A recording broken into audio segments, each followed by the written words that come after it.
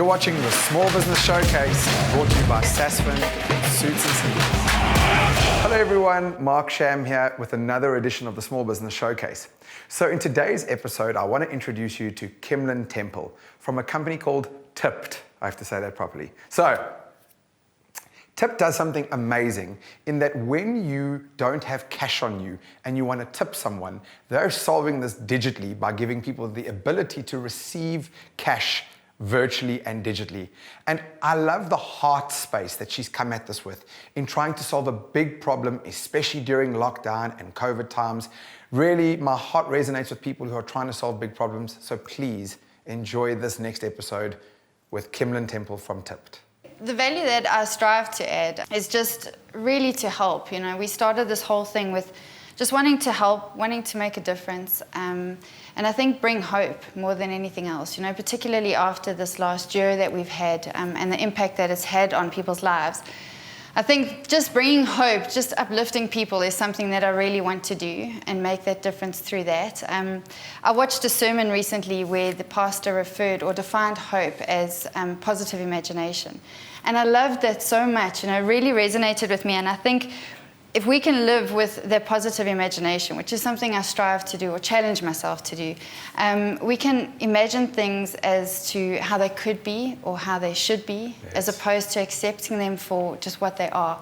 And I think that was the baseline for Tipped and how it actually started, you know, not just accepting something for what it is, but thinking, how can we change this? You know, how can I make a difference out of something like this? How can we make it into something that could be amazing? I mean, so I think it's worth us jumping straight into it. Thanks. How would you describe Tipped and what you do for someone who doesn't know who you are? So Tipped, to put it very basically or very simply, is a digital tipping solution. We're just making tipping more convenient, more contactless, COVID friendly, I think. So, and the way in which it works is, and again, it's just such a simple solution to something, you know. And as I say, we've made this contactless digital platform in order to receive and send tips. But more than that, this whole concept has brought in that financial inclusion. You know, we've allowed for that, and I think that alone has brought so much. But the way it works is, we would assign somebody a My Marley digital wallet, which operates exactly like a bank account would. And then we would assign them a QR code. Now, QR code, a lot of people have asked me, you know, what is a QR code? How does it work? And a QR code is just very basically, it's a quick response code. So it's it's very similar to a barcode. It works exactly the same as a barcode. You know, you can scan it, it stores data. Are these people living under a rock that they don't know what a QR code is? Well, it's been a question that I've been asked. So, you know, it's basically just a quick response or quick receiver of data. So we would assign, and if we can use a car guard for an example, we would assign a car guard with a QR code and with the My Marley digital wallet. These are unique to him and they correspond together. And that's really as simple as it is to set it up and to get it working. And then from this, you as a public, for example, would scan his QR code there's a multitude of scanning apps. So, but even though, like my iPhone, if I just open up the camera app, it picks up the QR code. Yes. Does it take me to a website? So what it will do is it will take you via QR junction, which you'll have to register and set up that way, which is a little bit of a lengthy process, but you know, if that's the way you want to go and that's the route that you want to use, that's absolutely fine. But then it does actually, and what a lot of people don't know is that your online banking app, so if you bank with FNB, ABSA, Capitec, for example, RMB, they all have a QR reader built within the app itself. Got you. And it surprised a lot of people, you know, talking through this. I didn't know that. Yeah, exactly. So what this does is, in your online banking app, you can access the scan to pay functionality. In it, you just open that up, whip it out, and this is an example of how it would work. So this is a car guard case scenario. We assign them a lanyard with the QR code. So let's swing this here, and we'll do it like this. There you go. So that's just an example of how it would work for a car guard. And you would scan that QR code, and it's instant. All you do is you enter your amount, your tip amount, 5 Rand, 10 Rand, whatever you want it to be. You send that amount and press pay, and it's instant. It goes through instantly, and it's received instantly. It makes so much sense. I'm someone who is an active tipper. There's no question about it. And I found the difficulty lately is, for example, I'm running out of change. And I do some very specific things. There's a very specific place that I go eat lunch quite often called Jackson's. And they've got a pay desk where they always spit out coins, right, when you put in notes. Yeah. So I typically, that's where I'm getting change from. But you can blink and that change has run out. And I hate that feeling of I want to tip someone, I want to help them. This is not a lot of money, but yes. But now I'm not in the spot. I'm carrying less and less cash with me. And so obviously the idea is quite novel for those people who really buy into it. What has the response been like? When did you launch? Tell me a little bit about the reception of it. Well, we launched only at the beginning of March, so we've only been going for just over a month. And I think to first go out there was a little bit of, there was hesitation, I think, because we launched with car guards, and Tipped is not aimed at just car guards. It's aimed at anybody that would receive a gratuity. So it's any personnel whatsoever. We are looking into hotel porters, even golf caddies, anybody that we can help that receives a tip. The way in which it was received, and as I was saying, there was some hesitancy around it, particularly with car guards. I think car guards are quite a debatable issue in South Africa. And so we worked around that. We did a lot of research with car guards themselves, finding out how would they find this, how would they feel about this, are they prepared to go digital? And their response is really good. I think for them, coming out of COVID, again, it was just a way in which they could receive money. And so we ran this POC thinking, okay, well, let's see. Let's give it a month and let's see how it works and let's take it from there. And the response has been phenomenal. It's honestly, it's bigger than what I even hoped for, or what I set out to achieve with this. And I think, the fact we've managed to increase their revenue already by between 33 to 38% in just over 4 weeks, which is it's amazing. Just to see them now, I think, the car guards they're excited. They are so excited about this. They come to me, I check in with them every second day or so, and they can't wait to tell me, I've just been tipped, and this is how many tips I've got. And, they're saving their money now, which is amazing, and that's what this wallet allows them to do. But the public has taken to this so nicely as well. I've received so much support, and something that I really did not expect is emails like flooding in from people saying, how do I get car guards in my area signed up? How do I help? What can I do? Well, let's go there. That is a good question because, like someone in my position, what I would love to do, especially now having had you in studio, is that later on today when I go somewhere and I see a car guard, yes. I want to be able to say to him, listen, China, this is exactly what you need to do. So what would I do? So what we need to do is, if we're using a car guard case scenario, for example, they normally belong to an organization or to an employer. So we would need to get hold of the association that they belong to or the center management of the center that they belong to. Okay. We need to get approval from them first, and then we need to get approval from the car guards themselves too. Gotcha. Once we have that, it's really simple. It's easy. For me to set up a car guard, I need a form of identification. So it's a passport, an ID, or even a work permit can work. It can be a copy or it can be an original, as long as it's clear, and we can obviously pass it through for FICA registration and the Reserve Bank as well. So once I have that, I can sign him up, give him a QR code, set him up with a My Mali wallet, and we do this for free as well. So and once he's got that, he's done. Are you finding that for example, you mentioned center management, and yes. you mentioned that the car guards are receiving it typically well. Yes. Are the associations behind them receiving it quite well? And also, are you finding that there is a big barrier to entry still, or is it rolling pretty smoothly? It's been rolling pretty smoothly, actually, which is where we've been incredibly blessed. I think to run the POC, there was that hesitation. There were barriers to entry there with center management. I think because they were more concerned about how's the public going to take this, And as I say, going in with car guards, it was a difficult one.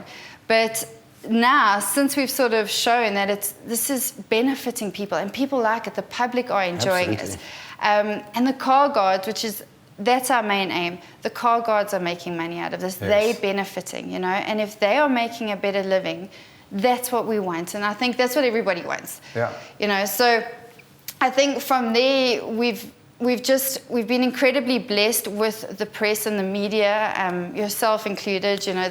How I discovered you is twofold. To get onto the show, someone has to nominate someone. So someone nominated you, I can't remember who. Oh, wow. Which was quite That's incredible. amazing. But at the exact same time that you were nominated, I open up Twitter or Facebook, I can't remember which one, and Bruce Whitfield had you on 702 Yes. and put it out. And then I think other news outlets then picked up from that, or maybe he was picking up from another news outlet, but regardless, it kind of proliferated. It did. Suddenly it felt like I saw you everywhere in the space of this week. And of course, being someone that really does believe in tipping and also trying to spread a bit of the love, this resonated with me instantly. Yes. So I want to go back a step with you, because what I want to know very quickly is just the catalyst, right? I've had some really interesting people come into the studio from a small business showcase. A lot of them are obviously trying to scratch an itch that really frustrates them or they see a good opportunity for. But I often explain, like, it's one thing to say, you know what, we've got a real problem here, and Yes. identifying it. And it's another to go, I'm going to go through this entire process, because I'd love to know how long it took you to develop this. And then before that even is, what is the catalyst? I know you said you want to help people, but what is the deep catalyst that actually makes you put in all that time, that money, that effort, not knowing what's on the other end? Yeah, and no, absolutely. I think the main thing was, as you say, it was identifying a problem. So it actually started with my dad and I just looking at a situation and thinking, how do you tip someone without any cash or coins? You know, I hardly carry cash with me.